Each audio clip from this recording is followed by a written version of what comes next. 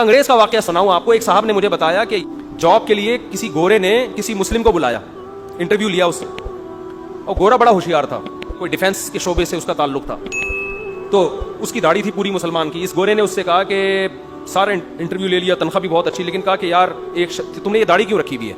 اگر وہ کہتا کلچر ہے تو وہ کٹوا دیتا. تو اس نے کہا کہ یہ خدا کا حکم ہے. اس نے کہا خدا کو مانتے ہو؟ ہاں بھائی خدا کو مانتا ہوں, میں مسلمان ہوں, خدا کا حکم ہے کیا رکھو, داڑھی رکھو, اس لیے رکھی. اس نے کہا اگر جاب چاہیے تو یہ داڑھی کاٹنی پڑے گی آپ کو. اس نے کہا یہ تو بڑا مشکل کام ہے, یہ نہیں ہو سکتا. اس نے کہا ٹھیک ہے, 24 گھنٹے آپ کے پاس سوچنے کا ٹائم ہے, آپ کل آ جائیں, داڑھی کاٹ لیں تو آپ کو جاب مل جائے گی. وہ اگلے دن گیا, داڑھی کاٹ دی اس نے. اس گورے نے کہا میں یہی آپ کا امتحان لے رہا تھا, جو اپنے خدا کے ساتھ مخلص نہیں ہے وہ ہمارے ساتھ بھی مخلص.